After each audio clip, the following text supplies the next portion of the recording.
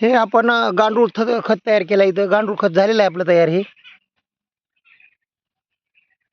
आणि गांडूळ खतामधून जे आपण ह्याच्यामधून जे पाणी खाली येतं का गांडूळ खताचं, ते आपण इथं धरलेले आहे. काय हे पाहू शकता.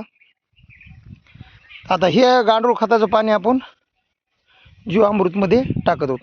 आपण जीवामृतमध्ये 30 लिटर गांडूळ खताचं पाणी टाकतो.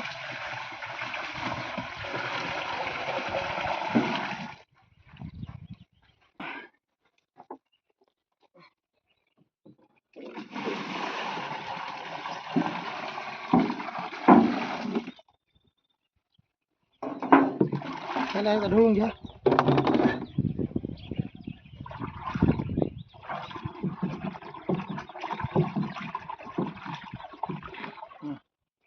बस.